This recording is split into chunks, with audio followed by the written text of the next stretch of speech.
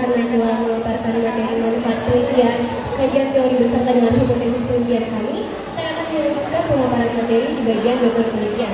Yang pertama ada desain penelitian kami yang di dalamnya ada dua, yaitu jenis penelitian dan juga variabel penelitian. Untuk penelitian kami ini kami menggunakan metode kuantitatif dengan pendekatan survei untuk mengukur seberapa besar pengaruh fasilitas sekolah terhadap kepuasan belajar siswa di SMA Negeri 1 itu. Dengan variabel penelitiannya ada variabel bebas atau variabel independen, yaitu yang kita sebutkan dengan X adalah fasilitas sekolah. Lalu ada juga variabel terikat atau variabel dependen yang disimbolkan dengan Y adalah kepuasan belajar siswa. Di sini variabel independen atau variabel bebas adalah variabel yang akan mempengaruhi variabel terikat atau variabel dependen, sedangkan variabel dependen adalah variabel yang akan terpengaruhi oleh variabel bebas. Ataupun singkatnya bisa dibilang kalau misalnya variabel bebas ini adalah sebabnya, sedangkan variabel terikat ini adalah hasilnya. Selanjutnya ada populasi. Populasi ini adalah suatu elemen krusial dalam suatu penelitian. Populasi mencakup keseluruhan kelompok atau wilayah yang terdiri dari objek atau subjek yang memiliki karakteristik tertentu. Karakteristik populasi kami ada karakteristik demografi dan juga karakteristik akademis. Karakteristik ini akan sesuai dengan tujuan penelitian. Untuk penelitian kali ini, populasi menjadi fokus kajian kami adalah seluruh siswa dan siswi di SMA Negeri 1 itu pada tahun ajaran 2024-2025 yang totalnya ada 1.446 dengan data yang kami ambil per Oktober 2024. Selanjutnya untuk sampel ini adalah sebagian dari populasi yang dipilih menggunakan metode-metode tertentu untuk mewakili karakteristik populasi karena seringkali tidak mungkin ataupun tidak efisien untuk mengambil data dari seluruh populasi. Oleh itu, kami akan mengambil sampel dengan metode proportionate stratified random sampling.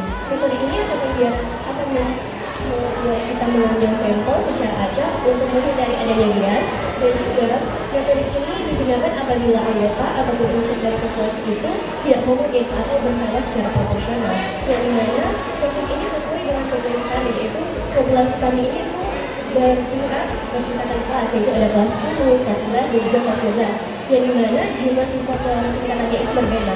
Oleh karena itu, kami memilih metode ini sebagai teknik pemilihan sampel kami dengan beberapa kriteria inklusi dan juga kriteria eksklusi terhadap pemilihan sampel atau penilaian.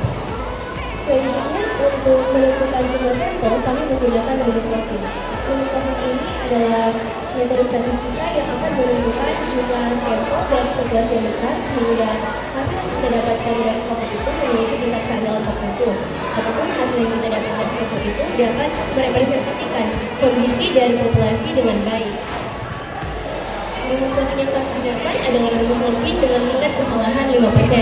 Tingkat kesalahan 5% ini berarti hasil yang kita dapat dari sampel itu akan memiliki kesalahan maksimum 5%, atau dengan kata lain, hasil yang kita dapat dari sampel itu 95% sesuai dengan kondisi populasi yang sebenarnya.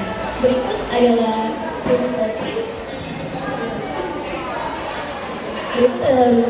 Dengan rumusnya N kecil sama dengan N besar per 1 tambah N besar dikali dengan E pangkat 2. Dengan keterangan N kecil adalah jumlah sampel yang diperlukan, N besar adalah jumlah populasi, dan N kecil adalah tingkat kesalahan yang dapat kita toleransi ataupun error margin, yang dimana di sini kita memilih 5%, atau jika dimasukkan ke dalam rumus kita ubah ke dalam bentuk desimal, yaitu 0,5. Setelah kita masukkan jumlah sampel dan juga error margin ke dalam rumus Lofin, kita mendapat bahwa jumlah sampel minimumnya adalah 313 siswa.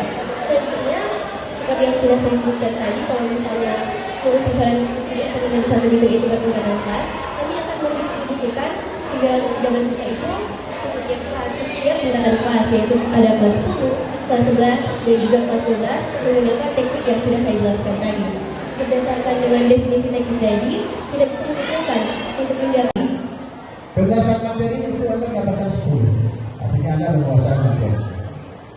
Kemudian penggunaan bahasa cukup 10 dan performance 10. Kemudian kemampuan untuk menjawab pertanyaan itu dari standar tinggi negatif Anda mendapat 38. Oleh karena ini secara keseluruhan kami dari tim asesor menimbang dan seterusnya, mengingat dan seterusnya, memperhatikan dan seterusnya, memutuskan, menetapkan menyatakan bahwa peserta didik yang bernama Ayu Wonto dan kawan-kawan fase F kelas 12-13 kelompok 1 dalam asesmen sumatif berbasis proyek pendidikan psikologi lulus dalam asesmen berbasis pendidikan psikologi dengan nilai 96.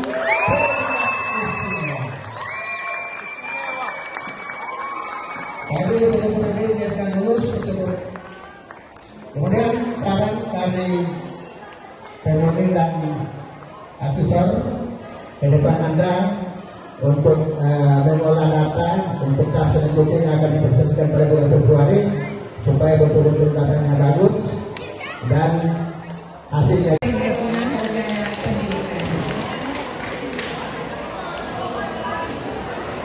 Oke, dalam proposal penelitian ini saya hanya mendapatkan sedikit atau saran saja dalam daftar isi tentang metode penelitian.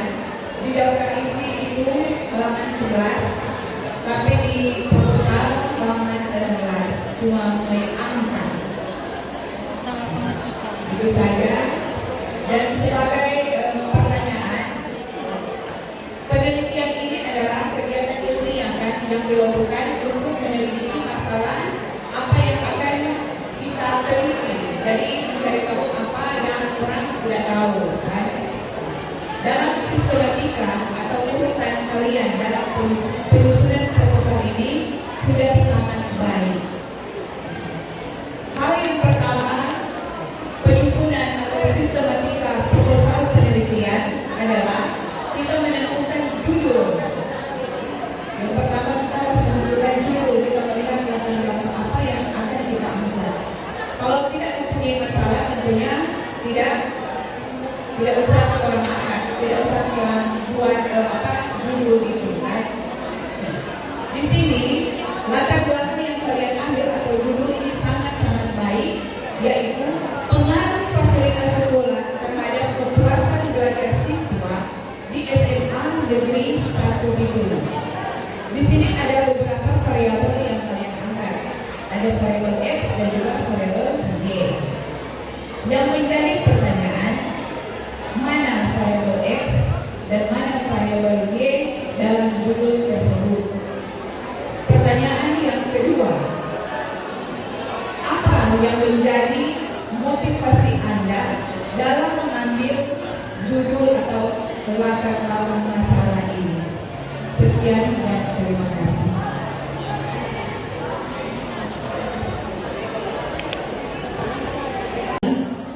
Berdasarkan materi itu Anda mendapatkan 10. Artinya Anda menguasai materi. Kemudian penggunaan bahasa untuk 10 dan performance 10. Kemudian kemampuan untuk menjawab pertanyaan itu dari standar tim tinggi 35 Anda mendapat 38. Oleh karena ini secara keseluruhan kami dari tim asesor menimbang dan seterusnya, mengingat dan seterusnya, memperhatikan dan seterusnya, memutuskan,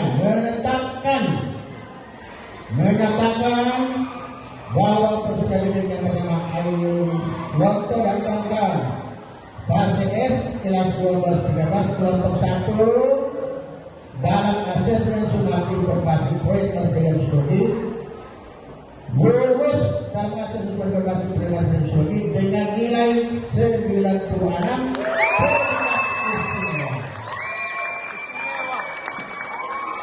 Kami sudah berdiri di akan lulus tersebut. Kemudian saran kami pemimpin dan asesor ke depan Anda untuk mengolah data untuk tahap selanjutnya yang akan diproseskan pada bulan Februari supaya betul-betul datanya bagus dan hasilnya